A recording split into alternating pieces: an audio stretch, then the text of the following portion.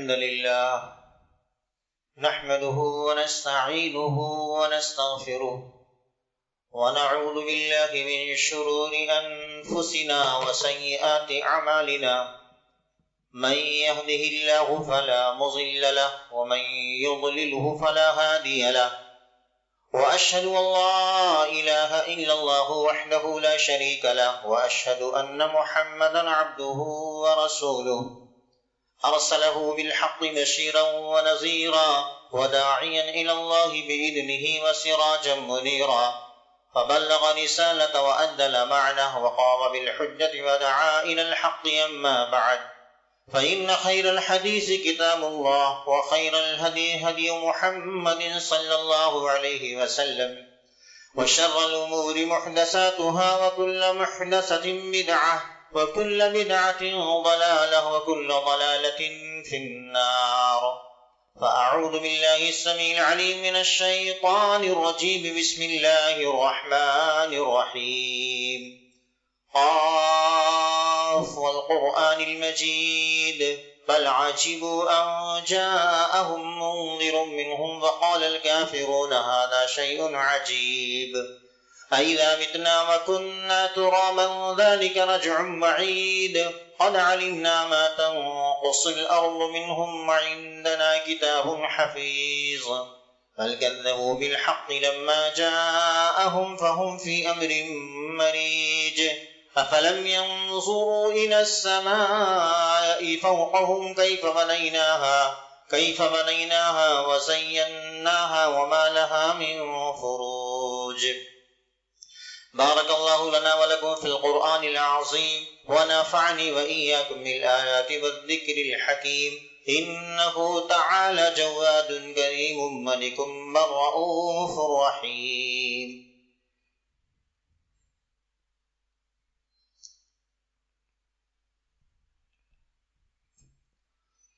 إن الحمد لله نحمده ونستعينه ونستغفره ونعوذ بالله من شرور أنفسنا وسيئات أعمالنا من يهده الله فلا مضل له ومن يضلله فلا هادي له وأشهد أن لا إله إلا الله وحده لا شريك له وأشهد أن محمدا عبده ورسوله.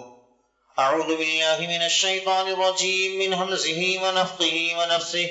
بسم الله الرحمن الرحيم. هن لباس لكم وأنتم لباس لهن. وقال النبي صلى الله عليه وسلم ألا أخبركم بخير ما يكنس المرأة الصالحة إذا نظر إليها سرته وإذا غاب عنها حفظته وإذا أمرها أطاعته. رواہ ابو داود. محترم حاضرین جمعہ، برادران اسلام، بزرگان دین، عزیز دوستو، پیارے بچوں، پردہ نشین میری اسلامی ماں اور بہنوں، تمام قسم کی تعریفات، توصیفات، بڑائی اور بزرگی اللہ ذوالجلال کے لیے لائق اور زیبا ہے، جو پوری کائنات کا خالق، رازق، مربی اور پالنہار ہے. بے شمار بے انتہا درود و سلام ہو اللہ کے تمام پیغمبروں پر، خصوصاً اس کے آخری نبی جناب محمد رسول اللہ صلی اللہ علیہ وسلم پر. محترم حاضرین، بلا کسی تمہید کے میں اصل موضوع پر آنا چاہتا ہوں. گزشتہ ایک دو جمعے سے ایک خاص موضوع پر گفتگو ہو رہی ہے، اور وہ ہے نکاح کی اہمیت، شادی کی اہمیت اور اس کے فائدے. کافی حد تک اس پر گفتگو ہو چکی ہے. آج کے اس خطبہ جمعہ میں بھی نفس موضوع پر آپ کے سامنے کچھ باتیں پیش کرنا چاہتا ہوں کہ جن کی شادیاں ہو چکی ہیں، جو ازدواجی زندگی گزار رہے ہیں، تو ان کی ازدواجی زندگی، شوہر اور بیوی والی زندگی، یہ کامیابی کے ساتھ کیسے گزر سکتی ہے؟ شریعت نے اس کے اصول کیا بتائیں کتاب و سنت کے اندر ہمیں اس تعلق سے رہنمائی کیا ملتی ہے؟ تو اس تعلق سے کچھ باتیں میں آپ کے سامنے انشاءاللہ وقت کے اندر رکھنے کی کوشش کروں گا۔ اللہ رب العالمین پہلے مجھے اس پر عمل کرنے، حق بات کہنے، آپ سبھی کو غور سے سننے اور ہم سبھی کو کہی ہوئی باتوں پر عمل کرنے کی توفیق عطا فرمائے، آمین ثم آمین۔ محترم حاضرین، گزشتہ گفتگو میں یہ بات آئی تھی کہ المرأۃ الصالحہ، نیک عورت، نیک بیوی جس کو اللہ تعالیٰ دے دے تو گویا کہ اللہ تعالیٰ نے آدھے دین پر اس کی مدد فرما دی نیک بیوی دے کر کے۔ اب باقی آدھے دین پر اس کو فکر کرنی ہے، ٹینشن لینی ہے اور اس کو عمل کرنا ہے۔ اور اللہ کے رسول صلی اللہ علیہ وسلم نے فرمایا کہ دنیا کے اندر جتنی چیزیں ہیں وہ سب انسان کے استعمال کے لیے بنائی گئی ہیں، یوز کرنے کے لیے ہیں، سب متاع ہیں، لیکن سب سے بہترین چیز، سب سے اچھی چیز دنیا کے اندر ہر انسان کے اعتبار سے الگ الگ ہو سکتے ہیں، لیکن شریعت کی نگاہ میں سب سے اچھی اور بہترین چیز المرأۃ الصالحہ، خیر متاع الدنیا المرأۃ الصالحہ، یہ اللہ کے رسول صلی اللہ علیہ وسلم نے فرمایا۔ اور اختصار کے ساتھ، خلاصے کے ساتھ، اللہ کے رسول صلی اللہ علیہ وسلم نے ایک حدیث میں فرمایا کہ وہ انسان خوش نصیب ہے، خوش قسمت انسان ہے کہ جس کو چار چیزیں مل جائیں۔ ان میں سے پہلی چیز اللہ کے رسول نے فرمایا اربع من السعادہ المرأۃ الصالحہ، نیک بیوی، نیک عورت جس کو مل گئی وہ بڑا خوش نصیب انسان ہے، بہت ہی خوش قسمت انسان ہے۔ اللہ کا شکر ادا کرنا چاہیے، اور جن کی بیویاں نیک نہیں ہیں اللہ تعالیٰ سے دعا کرنی چاہیے کہ اللہ تعالیٰ میری بیوی کو بھی نیک بنا دے۔ محترم حاضرین، اس کی مثالیں بھی میں نے آپ کے سامنے پیش کی تھی کہ نیک اور صالح بیوی کون ہوتی۔ نیک اور صالح بیوی، آپ غور کیجئے کہ اللہ کے رسول صلی اللہ علیہ وسلم جب غار حرا سے آتے ہیں لوٹ کر کے حضرت خدیجہ کے پاس تو بالکل پریشان، بالکل ہوش و حواس اڑے ہوئے، مشکلات کے عالم میں، لیکن اس موقع پر نیک بیوی کا سامنا ہوتا ہے۔ اس وقت نیک بیوی موجود ہوتی اور دلاسا دیتی ہے، تسلی دیتی ہے کہ آپ کو کچھ نہیں ہوگا، آپ پریشان مت ہوئیے، اللہ آپ کو رسوا نہیں کرے گا۔ تو صالح اور نیک بیوی جو ہوتی ہے وہ سہارا دینے والی ہوتی ہے، تسلی دینے والی ہوتی ہے، مشکلات کو مٹا آنے والی ہوتی ہے۔ جو نیک بیوی ہوتی ہے اس کا نیک مشورہ ہوتا ہے، اچھا مشورہ ہوتا ہے، وہ ٹینشن دینے والی نہیں ہوتی ہے شوہر کو، شوہر کا ٹینشن دور کرنے والی ہوتی ہے۔ اس کی مثال میں نے آپ کے سامنے دی تھی کہ اللہ کے رسول صلی اللہ علیہ وسلم جب صحابہ کو لے کر کے جا رہے تھے خانہ کعبہ کا طواف کرنے، حدیبیہ کے مقام پر روک دیا گیا اور بہت ساری شرطیں لگائی گئی جو صحابہ کرام کے مزاج کے خلاف تھے، ساری شرطیں۔ اللہ کے رسول صلی اللہ علیہ وسلم نے سوچا چلو ٹھیک ہے، سب منظور ہے، لیکن ایسا کرتے ہیں کہ ہم جس نیت سے نکلے تھے اس نیت کو یہیں پورا کر لیتے ہیں، اونٹ یہیں ذبح کر لیتے ہیں، سر یہیں مڈوا لیتے ہیں۔ صحابہ سے اللہ کے رسول کہہ رہے ہیں، کوئی صحابی سننے کے لیے تیار نہیں، اور اس پریشانی کے عالم میں اللہ کے رسول صلی اللہ علیہ وسلم ام سلمہ رضی اللہ تعالی عنہا کے حجرے میں جاتے ہیں، دیکھتے ہیں اللہ کے رسول پریشان ہے، بالکل کھوئے ہے۔ اللہ کے رسول بتاتے ہیں تو ام سلمہ رضی اللہ تعالی عنہا بیوی کی حیثیت سے ٹینشن اور زیادہ بڑھاتی نہیں ہے، بلکہ ٹینشن کو دور کرنے کا مشورہ دیتی ہیں کہ اللہ کے رسول آپ ایسا کیجئے، آپ جائیے، یہ کام خود شروع کر دیجئے۔ چنانچہ اللہ کے رسول صلی اللہ علیہ وسلم گئے، اونٹ ذبح کیا، سر مڈوایا، صحابہ کا دیکھنا تھا کہ سارے صحابہ دوڑ پڑے اور اپنے اپنے جانوروں کو ذبح کرنا شروع کر دیا۔ تو نیک بیوی جو ہوتی ہے وہ شوہر کو ٹینشن دینے والی نہیں ہوتی ہے بلکہ ٹینشن فری کرنے والی ہوتی ہے۔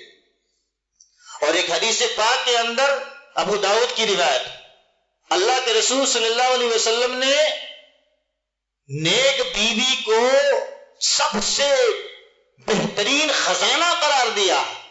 ہم اور آپ دنیا کے لوگ سونے اور چاندی کو خزانہ کہتے ہیں، روپے پیسے تجوری کے اندر بھرے ہیں تو کہتے ہیں خزانہ بھرا ہوا، لیکن شریعت کی نگاہ میں، اسلام کی نگاہ میں، اللہ اس کے رسول کی نگاہ میں سب سے بہترین خزانہ نیک اور صالح بیوی ہے۔ اللہ کے رسول فرماتے ہیں الا اخبرکم بخیر ما یکنس، کیا میں تمہیں سب سے بہترین خزانے کے بارے میں نہ بتلاؤں؟ وہ بہترین خزانہ کیا ہے؟ اللہ کے رسول صلی اللہ علیہ وسلم نے فرمایا المرأة الصالحہ، سب سے بہترین خزانہ نیک بیوی، نیک عورت ہے جس کے سامنے سونے چاندی بھی فیل ہے۔ اگر گھر کے اندر نیک بیوی ہے تو آپ کی زندگی بن گئی اور آخرت بھی بن جائے گی، لیکن آپ کے گھر کے اندر سونے چاندی کے خزانے موجود ہے، اور بیوی ایسی مل گئی کہ آپ کو کے ناک میں دم کیے ہوئے ہے، آپ کی زندگی گزارنا اجیرن کی ہوئی ہے، تو وہ خزانے آپ کی کس کام کے؟ آپ کو سکون ہی نہیں۔ جبکہ شادیاں کس لیے کی جاتی ہیں؟ اللہ نے فرمایا لِتَسْكُنُوا إِلَيْهَا، دونوں ایک دوسرے سے سکون حاصل کریں۔ اب وہ سکون نہ ملے، سکون ملنے کے بجائے بے اطمینانی اور بے سکونی اور زندگی کے اندر بدنظمی اور بہت ساری پریشانیوں کا شکار ہو کر کے شوہر رہ جائے تو پھر نکاح کرنے کا مقصد کیا ہے؟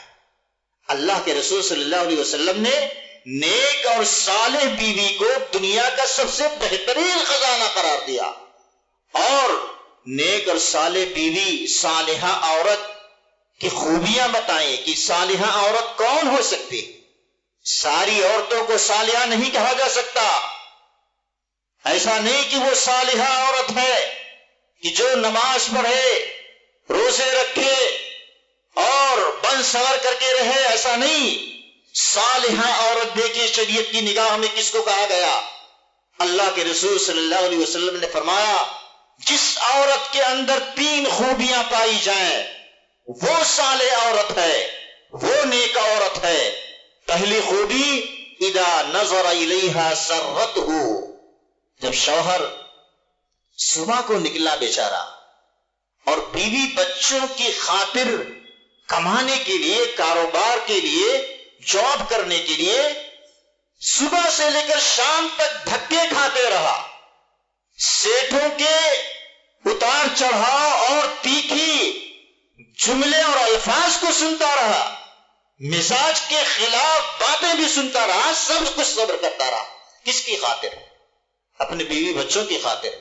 اور شام کو جب دن بھر کا تھکا مادہ شوہر گھر کے اندر قدم رکھا اور اس کی بیوی مسکراتے ہوئے چہرے کے ساتھ اپنے شوہر کا استقبال کرتی ہے، تو یہ ہے نیک عورت اور صالح عورت اور نیک بیوی۔ اذا نظر الیہا سرتہ، جب شوہر گھر کے اندر قدم رکھتے ہی اپنے مسکراتی ہوئی بیوی کے چہرے پر اس کی نظر پڑے تو اس کا سارا تھکا دور ہو جائے، سارا غم دور ہو جائے کہ چلو گھر کے اندر اچھا ماحول ہے۔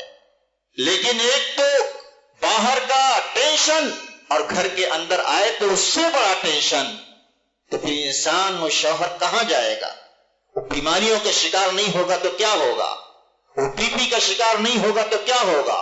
وہ شوگر کا شکار ہوگا تو نہیں ہوگا تو کیا ہوگا؟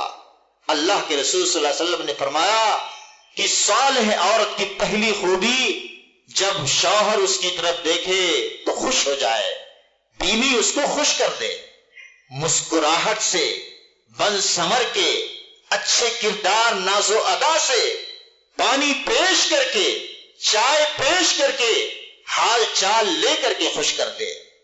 یہ ہے نیک بیوی کی صفت۔ دوسری صفت اللہ کے رسول صلی اللہ علیہ وسلم نے فرمایا کہ وَإِذَا غَابَ عَنْهَا حَفِظَتْهُ، جب شوہر گھر کے اندر نہ ہو، صبح نکلا کام کرنے کے لیے، شام کو آنا اسے، پورے دن شوہر گھر کے اندر نہیں ہے، وَإِذَا غَابَ عَنْهَا حَفِظَتْهُ، بیوی تنہا گھر کے اندر ہے، بچے چھوٹے چھوٹے ہیں، اب بیوی کی ذمہ داری ہے اپنے شوہر کی عزت کی حفاظت کرے. شوہر کی عزت کب ہوگی؟ جب بیوی کا غلط قدم نہیں اٹھے گا. جب بیوی اپنے شوہر کی عزت کرے گی تب دوسرے لوگ عزت کریں گے. جب اس کا غلط قدم گھر کے دروازے سے باہر نکل گیا تو شوہر کی عزت کہاں رہ گئی؟ جب وہ دوسروں کے سامنے اپنی بیوی کی برائی کرے گی عزت کہاں رہے گی؟ چاہے وہ سامنے برائی کرے یا فون کے ذریعے برائی کرے، اس کی عزت کہاں رہ گئی؟ نیک بیوی کی علامت اور خوبی یہ ہے کہ وہ اپنے شوہر کی عزت کی حفاظت کرے، چاہے شوہر گھر میں ہو نہ ہو تو اور محتاط انداز میں اپنے شوہر کی عزت کی حفاظت کرے. کسی سے ناجائز تعلق نہ قائم کرے، کسی سے ناجائز گفتگو نہ کرے، کسی ایرے غیرے سے اپنے تعلقات قائم نہ کرے، اپنے شوہر کی عزت کی حفاظت کرے، اس کا احترام کرے. اور تیسری خوبی وَإِذَا أَمَرَهَا أَطَاعَتْهُ، جب شوہر اس کو کسی چیز کا حکم دے تو فوراً لبیک و سعدیک، حاضر ہوں، آپ کو کس چیز کی ضرورت ہے میں اس کو کرنے کے لیے تیار ہوں. شوہر جس چیز کا حکم دے اس کو فوراً مجال آئے. یہ ہے صالح و نیک بیوی کی خوبیاں. جس عورت کے اندر یہ خوبیاں پائی جائیں گی تو اللہ کے رسول صلی اللہ علیہ وسلم فرماتے ہیں کہ وہ عورت جس طریقے سے حضرت صدیق ابو بکر صدیق رضی اللہ تعالی عنہ کے بارے میں کہا گیا کہ ابو بکر صدیق مردوں میں جنت کے جس دروازے سے بھی چاہیں گے داخل ہو جائیں گے، لیکن عورتوں میں بھی وہ عورت جو اپنے شوہر کی اطاعت کرے، روزہ رکھے، نماز پڑھے، وہ عورت جنت کے جس دروازے سے چاہے گی داخل ہوگی. گویا کہ اس حدیث پاک کے اندر بھی المرأۃ الصالحہ، جو نیک عورت ہے، اپنے شوہر کی اطاعت کرتی ہے، نماز کی پابندی کرتی ہے، روزہ رکھتی ہے، عورتوں میں اس عورت کو بھی جنت کے جس دروازے سے بھی چاہے گی داخل کیا جائے گا. کتنی بڑی فضیلت ہے نیک عورت کی. اس کے باوجود عورت اپنی قدر کو اور اپنی اہمیت کو نہ سمجھے اور اپنی بات کو شوہر کی بات کے اوپر رکھے، شوہر کی عزت نہ کرے. میرے بھائیوں، حدیث پاک کے اندر تو یہاں تک آتا ہے، اللہ کے رسول صلی اللہ علیہ وسلم فرماتے ہیں اذا دعا الرجل امرأته الى فراشه فبات فابت، کہ شوہر اپنی بیوی کو اپنے بستر پر بلائے، اشارہ کنایا کرے، اور عورت سمجھنے کے باوجود شوہر کی بات کا انکار کرے، شوہر کو اگنور کرے، شوہر کا لحاظ نہ کرے، اور فابت، کسی بھی طریقے سے انکار کر کے اس کے پاس نہ جائے. فبات غضبان علیہا، شوہر ناراض ہوگا. ظاہر سی بات ہے، بیوی کو اشارہ کیا، بیوی سے کہا اور شوہر نے بیوی نے اگنور کیا، بیوی نے اس کا لحاظ نہیں کیا، تو کیا شوہر اس سے راضی رہے گا، خوش رہے گا؟ ناراضگی کی حالت میں اس کی رات گزر رہی ہے. ایسی بدنصیب عورت کے لیے اتنی سخت پھٹکار ہے کہ اللہ کی جو نورانی مخلوق ہے، جن کو ملائکہ کہا جاتا ہے، جو فرشتوں کی جماعت ہے، فرشتوں کی جماعت کی لعنت ہوتی ہے پوری رات ایسی بدنصیب عورت پر کہ جو اپنے شوہر کی نافرمانی کرتی ہے، جو اپنے شوہر کے کہنے پر آتی نہیں ہے. لعنتها الملائکۃ حتی تصبح، صحیح بخاری کی روایت ہے کہ ایسی عورت پر صبح ہونے تک پوری رات وہ لعنت کے چادر تلے اس کی رات گزر جاتی ہے. اور لعنت کسے کہتے ہیں؟ لعنت، جس پر لعنت برستی ہے، اللہ کی رحمت سے وہ مایوس ہو، اللہ کی رحمت سے وہ دور ہو جاتا ہے، اللہ کی رحمت سے وہ محروم ہو جاتا ہے. گویا کہ ایسی عورت جس سے اس کا شوہر ناراض ہو کر کے پوری رات گزار دے، ایسی عورت اللہ کی رحمت سے محروم ہو کر کے اس کی رات گزر جاتی ہے. گویا کہ اللہ کی رحمت کا وہ مستحق نہیں ہوتی ہے. اور اتنا ہی نہیں بلکہ اللہ کے رسول صلی اللہ علیہ وسلم نے فرمایا اذا دعا الرجل زوجته لحاجته، کہ کوئی شوہر اپنی بیوی کو اپنی ضرورت پوری کرنے کے لیے بلائے، فَلْتَأْتِهِ حکم ہے کہ اسے ضرور آنا چاہیے، اسے آنا چاہیے، فَلْتَأْتِهِ۔ اور یہاں تک وضاحت کی اللہ کے رسول نے، وَإِنْ كَانَتْ عَلَى التَّنُّورِ، اگرچہ وہ کچن کے کام میں مصروف ہے، مشغول ہے، بہت سارے کام کاج ہے، تو وہ سنائے نا اپنے شوہر کو کہ ابھی بہت کام پڑے ہوئے ہیں۔ بلکہ اللہ کے رسول صلی اللہ علیہ وسلم کا حکم ہے کہ کچن کے سارے کام بھاڑ میں جائیں، کچن کے سارے کام ایک طرف، یہاں تک کہ تم کھانا بنا رہی ہو، چاول اور روٹی کے جلنے کا خدشہ بھی ہے، تب بھی شوہر کی بات اور شوہر کے حکم کو ترجیح دو اور پہلے شوہر کی بات کو مانو۔ میرے بھائیو، شوہر کا یہ مقام ہے۔ یہاں تک اللہ کے رسول صلی اللہ علیہ وسلم نے فرمایا کہ اگر اس روئے زمین پر اللہ کے بعد، اللہ کے سوا کسی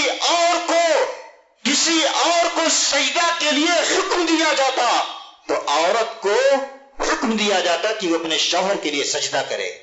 یہ ہے شوہر کا مقام۔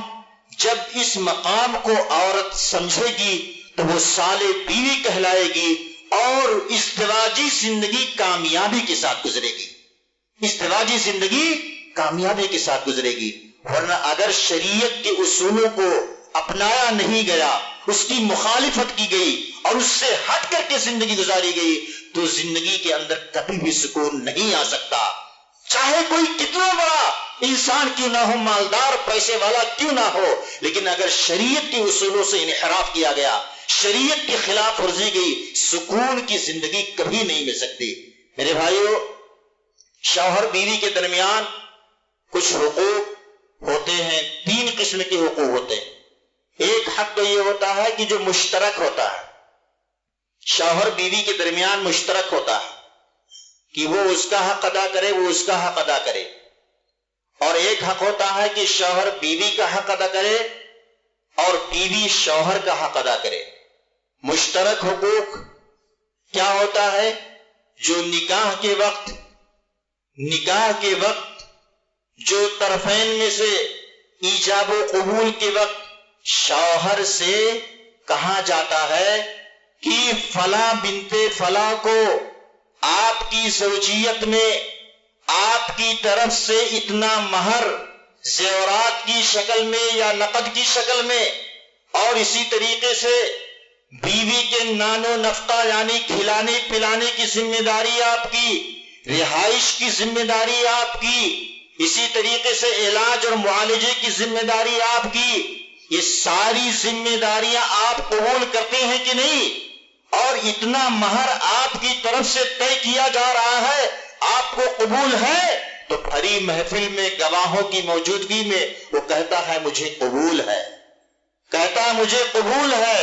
اب قبول کرنے کے بعد وہ اب بیوی کے حقوق ادا نہ کرے تو پھر وہ بھی نہیں کامیاب ہو سکتا، کامیابی ازدواجی زندگی نہیں گزر سکتی۔ اسی طریقے سے نکاح کے وقت بیوی سے بھی یہ عہد اور پیمان لیا جاتا ہے، یہ عہد اور یہ وعدہ لیا جاتا ہے کہ کس چیز کا وعدہ لیا جاتا ہے؟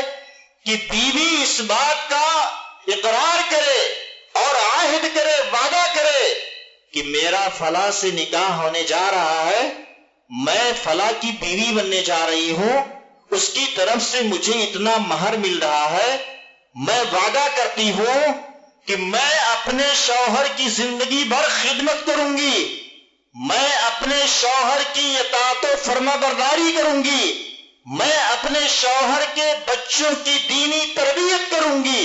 اس بات کے وعدے کے ساتھ اسے رجسٹر پر سائن کرایا جاتا ہے، دستخط کیا جاتا ہے۔ اگر ہماری بہنیں ابھی تک اس بات کو نہیں جانتی تھیں تو یہ بات جان لیں کہ آپ سے نکاح کے وقت رجسٹر بھجوا کر کے جو آپ سے سائن کرایا جاتا ہے، جو دستخط کرایا جاتا ہے، اس کا مقصد انڈرسٹوڈ یہی ہوتا ہے کہ آپ اس بات کا وعدہ کریں کہ شوہر کی طرف سے طے کردہ مہر یہ مجھے منظور ہے اور شوہر کی میں خدمت کروں گی، یہ وعدہ کرتی ہوں، شوہر کی اطاعت و فرما برداری کروں گی، اس کی خلاف ورزی نہیں کروں گی، جائز شرطوں کو پورا کروں گی۔ ہاں البتہ اگر ایسا کوئی حکم ہے شوہر کی طرف سے کہ جس سے اللہ کی نافرمانی ہو رہی ہو، اللہ کے ساتھ شرک ہو رہا ہو تو ایسے کاموں میں شوہر کی اطاعت و فرما برداری نہیں کروں گی، جائز شرطوں کو میں پورا کروں گی۔ اس کے ساتھ وہ سائن ہوتا ہے۔ آپ سائن کا مفہوم سمجھیں، شوہر بھی سمجھے سائن کا مفہوم اور ایجاب و قبول کا مفہوم، کہ اتنی ساری ذمہ داریوں کے ساتھ وہ اپنی بیوی کو قبول کرتا ہے۔ محترم حاضرین، اللہ کے رسول صلی اللہ علیہ وسلم کی بہت سارے فرامین ہیں کامیاب ازدواجی زندگی کے۔ اسی طریقے سے میرے بھائیوں، شوہر کے بیوی پر حق ہے، بیوی کے شوہر پر حق ہے، اور اسی طریقے سے شوہر اور بیوی کے جو ازدواجی تعلقات ہیں، جو ازدواجی زندگی کے راز ہیں، اس کو راز میں رہنے دیں۔ کچھ نوجوان پاگل قسم کے، بیوقوف قسم کے ہوتے ہیں، ان کی شادی ہوتی، نکاح ہو جاتا ہے، اور رات میں اپنی بیوی کے ساتھ جو کچھ کرتے ہیں صبح ہونے کے بعد اپنے دوست و احباب کی مجلسوں میں جا کر کے بیان کر دیتے ہیں۔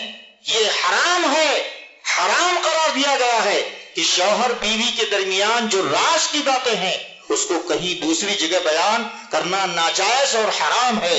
اسی طریقے سے دونوں کے جو تعلقات ہیں شوہر بیوی کے، اللہ رب العالمین نے قرآن مجید سورہ بقرہ آیت نمبر 187 کے اندر نہایت ہی لطیف استعارہ فرماتے ہوئے اللہ نے فرمایا ہن لباس لکم وانتم لباس لہن، کہ وہ عورتیں تمہارے لیے لباس ہیں اور تم عورتوں کے لیے لباس ہو۔ کیا مطلب؟ لباس تو ہم اس کو کہتے ہیں، لیکن اللہ تعالیٰ یہاں عورت کو مردوں کا لباس، مردوں کو عورتوں کا لباس، اس کی کئی ایک مفہوم ہو سکتے ہیں۔ ایک مفہوم تو یہ ہو سکتا ہے کہ جس طریقے سے ہم لباس پہنتے ہیں، انسان لباس پہنتا ہے اور اس کرتے کے نیچے ایک بنڈی ہے، بنڈی جسم سے بالکل چپکی ہے، بنڈی اور جسم کے درمیان کوئی اور چیز حائل نہیں ہے۔ اسی طریقے سے شوہر اور بیوی کا تعلق ہوتا ہے، یعنی کوئی اور چیز بیچ میں حائل نہیں ہوتی ہے، دونوں ایک دوسرے سے بالکل قریب ہوتے ہیں۔ ایک مفہوم تو یہ ہو سکتا ہے۔ دوسرا مفہوم یہ ہو سکتا ہے کہ شوہر اور بیوی ایک دوسرے کے رازدار ہیں، رازداں ہیں، لہذا ایک دوسرے کے راز کو ظاہر کرنا، افشا کرنا یہ حرام ہے، ناجائز ہے۔ اسی طریقے سے شوہر اور بیوی ایک دوسرے کے عزت کے شریک ہے، یعنی جس طریقے سے اس کی عزت ہے اس کے شوہر کی عزت ہے، جس طریقے سے شوہر کی عزت ہے اسی طریقے سے اس کی بیوی کی عزت ہے۔ دونوں ایک دوسرے کی عزت کی حفاظت کریں، دونوں ایک دوسرے کے رازدار بنے، راز کی باتوں میں راز رہنے دیں، راز ہی رہنے دیں، اسے افشا نہ کریں، پردہ فاش نہ کریں۔ اگر شوہر کے اندر کوئی کمی کمزوری کوتاہی ہے، کوئی عیب ہے، تو اس کو بیان نہ کریں، نہ اپنی سہیلیوں کے اندر، نہ اپنے میکے کے اندر، نہ اپنے میکے کے گھر والوں کے سامنے، بلکہ اللہ کا فیصلہ سمجھتے ہوئے اس کو قبول کریں۔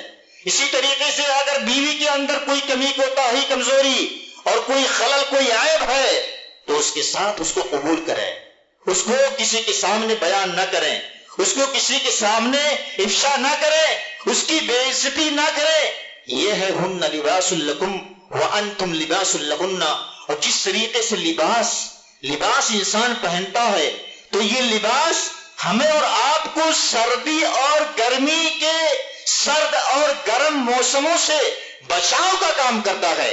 اسی طریقے سے شوہر کو اپنی بیوی کی طرف سے عزت کا دفاع کرنا چاہیے، بچاؤ کا کام کرنا چاہیے، اور بیوی کو اپنے شوہر کی طرف سے اگر شوہر پر کیچڑ اچھالا جا رہا ہے، شوہر کی بے عزتی ہو رہی ہے، شوہر کی بدنامی ہو رہی ہے، تو بیوی کو دفاع کرنا چاہیے، بیوی کو اس کی طرف سے کھڑا ہونا چاہیے، اس کی عزت کا دفاع کرنا چاہیے۔ تو یہ ہے مفہوم ہن لباس لکم وانتم لباس لہن۔ اسی طریقے سے محترم حاضرین، ایک آخری بات یہ کہ بہت سارے لوگ یہ سوچتے ہیں کہ عبادت کرنا اور روزہ رکھنا، زکوٰۃ دینا، صدقہ دینا، یہی سب کام آنے والی چیزیں ہیں۔ بیوی بچوں میں پھنسیں گے تو پھر عبادت میں کمی آ جائے گی، پھر ہم کو جنت نہیں ملے گی، جنت کے حقدار نہیں ہوں گے۔ میرے بھائیوں، یہ غلط سوچ ہے، یہ غلط فہمی ہے۔ میں آپ کو صحیح بخاری کی روایت سناؤں، اس کا مفہوم، جس کے راوی حضرت ابو جحیفہ رضی اللہ تعالی عنہ، اللہ کے رسول صلی اللہ علیہ وسلم نے حضرت سلمان فارسی رضی اللہ تعالی عنہ اور حضرت ابو الدرداء رضی اللہ تعالی عنہ کے درمیان بھائی چارہ قائم کروایا، مواخات۔ حضرت سلمان فارسی رضی اللہ تعالیٰ عنہ فارس کے رہنے والے، وہ نہ مکہ کے تھے نہ مدینہ کے، فارس کے رہنے والے تھے، اور فارس سے نکلے حق کی تلاش میں کئی جگہوں پر گئے، اخیر میں مدینہ پہنچے اور وہاں جا کر کے حق ملا، اسلام ملا، مشرف اسلام ہوئے۔ تو اللہ کے رسول صلی اللہ علیہ وسلم کیا کرتے تھے، اگر کوئی پردیسی آتا تھا، مہاجر آتا تھا، تو مدینہ کے اندر جو پہلے سے بسو باسی تھے، آباد رہنے والے تھے، جن کو انصار کہا جاتا تھا، ایک آدمی کو ان کے ساتھ کر دیتے تھے کہ بھائی یہ تمہارا مہاجر بھائی ہے، اس کی دیکھ ریکھ کرنا، اس کا ہیلپ کرنا، اس کی مدد کرنا، اس کا تعاون کرنا، جو ضرورت پڑے وہ کرنا اس کے ساتھ۔ جیسے حضرت ابو طلحہ اور عبد الرحمن بن عوف کے درمیان اللہ کے رسول صلی اللہ علیہ وسلم نے بھائی چارہ قائم کروایا تھا۔ ابو طلحہ مدینہ کے رہنے والے تھے، عبد الرحمن بن عوف مکہ سے ہجرت کر کے مدینہ گئے تھے، تو اللہ کے رسول صلی اللہ علیہ وسلم نے دونوں کو بھائی بنایا تھا کہ دونوں ایک دوسرے کے ساتھ ہیلپ کریں، رہو۔ اسی طریقے سے حضرت سلمان فارسی اور ابو الدرداء کے درمیان اللہ کے رسول صلی اللہ علیہ وسلم، ابو الدرداء مدینہ کے رہنے والے انصاری صحابی، دونوں کے درمیان بھائی چارہ قائم کروایا۔ کافی دنوں کے بعد حضرت سلمان رضی اللہ تعالیٰ عنہ کہیں گئے ہوئے تھے، کافی دنوں کے بعد جب واپس ہوئے تو اتفاق سے حضرت ابو الدرداء گھر پہ نہیں تھے۔ دیکھا کہ ان کی ایک عورت ہے جو میلی کچیلی لباس، پرانے پھٹے پرانے کپڑے ہیں، بالکل نہ کوئی بناؤ نہ سنگار۔ تو حضرت سلمان فارسی رضی اللہ تعالیٰ عنہ دیکھ کر کے افسوس کرنے لگے کہ یہ کون سی عورت ہے ابو الدرداء کے گھر میں۔ کہنے لگے کہ ایسا کیوں، کیا وجہ ہے، یعنی نہ کوئی بناؤ نہ سنگار، تم ایک عورت ذات ہو، عورتوں کو تو بالکل بناؤ سنگار کے ساتھ رہنا چاہیے۔ تو ابو الدرداء کی وہ بیوی تھی، وہ کہنے لگی کہ سلمان کیا بتاؤں، تمہارا بھائی ابو الدرداء وہ اپنے آپ کو بڑا متقی پرہیزگار سمجھتا ہے، اتنا متقی پرہیزگار کہ بالکل بیوی بچوں سے کوئی مطلب ہی نہیں، دنیا سے بالکل کٹا ہوا، سادھو بنا ہوا ہے۔ جب دیکھو جب وہ نماز روزے کی ہی بات کرتا ہے، دن بھر روزہ رکھتا ہے، رات بھر نماز پڑھتا ہے، بیوی سے کوئی تعلق نہیں، کوئی حق جانتا ہی نہیں۔ اتنے میں ابو الدرداء پہنچ گئے، حضرت سلمان فارسی رضی اللہ تعالیٰ عنہ کو دیکھا کہ میرا بھائی سلمان بہت دنوں کے بعد آیا، مہمان کی حیثیت سے ہے، تو بیوی کو حکم دیا کہ کھانا وانا تیار کرو، دوپہر کا تقریباً وقت رہا ہوگا۔ کھانا تیار کیا گیا۔ یہاں پر ایک سبق یہ بھی ملتا ہے کہ مہمان کے آنے کا کوئی ٹائم نہیں ہوتا ہے۔ مہمان آ رہا ہے آپ کے گھر میں تو کوئی ضروری نہیں ہے کہ پہلے آپ کے گھر پہ رجسٹریشن کروائے کہ میں آپ کے گھر پہ آنے والا ہوں، میرا نام لکھ لیجئے، فلاں تاریخ کو فلاں ٹائم پہنچوں گا، اتنے دن رہوں گا، اتنے گھنٹے رہوں گا۔ یہ بہت ساری عورتیں ایسا کرتی ہیں کہ اگر کوئی مہمان اچانک آ گیا تو ناک وہ سب چڑھانے لگتی ہے کہ اب یہ کرنا وہ کرنا۔ تو اس سے سبق حاصل کرنا چاہیے۔ حضرت ابو الدرداء رضی اللہ تعالی عنہ بیوی کو حکم دیتے ہیں کہ مہمان آئے ہیں، مہمان کی ضیافت اور ان کی عزت کرنا یہ ہمارا فریضہ ہے، ضروری ہے، واجب ہے۔ کھانا تیار کیا گیا، سلمان رضی اللہ تعالی عنہ کے سامنے پیش کیا گیا، تو حضرت ابو الدرداء نے مہمان سے کہا، سلمان سے کہا آپ کھائیے۔ تو سلمان نے کہا آپ کھائیے کیا مطلب، آپ کیا کریں گے؟ کہنے لگے کہ میں روزے سے ہوں۔ تو سلمان فارسی نے کہا کون سا روزہ چل رہا ہے، رمضان کا مہینہ تو ہے نہیں؟ بھئی رمضان کا مہینہ ہوتا تو کچھ بات سمجھ میں آتی، رمضان کا مہینہ نہیں، کون سا روزہ؟ کہنے لگا کہ میں روزے سے رہتا ہوں۔ تو حضرت سلمان فارسی رضی اللہ تعالیٰ عنہ نے کہا کہ بھائی یہ کوئی طریقہ ہے، ارے روزہ رکھنا ہے تو صوم داؤدی رکھو، ایک دن رکھو، دوسرے دن نہ رکھو، پھر تیسرے دن رکھو، چوتھے دن نہ رکھو۔ یہ لگاتار اللہ کے رسول صلی اللہ علیہ وسلم نے روزہ رکھنے سے منع کیا ہے، تم کہاں ہو؟ ارے آؤ، جب میں قسم کھا کر کے کہتا ہوں میرے ساتھ جب تک کھاؤ گے نہیں میں نہیں کھانا کھاؤں گا۔ روزہ توڑوا دیا اور اس کے بعد کہا میرے ساتھ کھاؤ، کھانا کھائے۔ اس کے بعد کہا کہ دیکھو ابو الدرداء، اس طریقے سے نہیں زندگی گزاری جاتی ہے۔ اس کے بعد شام ہوئی، شام کا کھانا تیار ہوا، کھانا کھائے دونوں، اور اس کے بعد سلمان کے لیے بستر لگا دیا گیا۔ تو حضرت ابو الدرداء نے کہا سلمان سے کہ مہمان خانے میں آپ کا انتظام ہو گیا ہے، جائیے آرام کیجیے۔ تو سلمان کہنے لگے کہ آپ جائیے آرام کیجیے، آپ کہاں جا رہے ہیں؟ کہنے لگے کہ جا رہا ہوں تھوڑا مسجد میں۔ تو سلمان کہنے لگے کہ آپ عشاء کی نماز نہیں پڑھے ہو کیا؟ نہیں عشاء کی نماز پڑھ لیا ہوں۔ تو آپ کون سی نماز باقی ہے؟ کہنے لگے میں نماز پڑھتا ہوں۔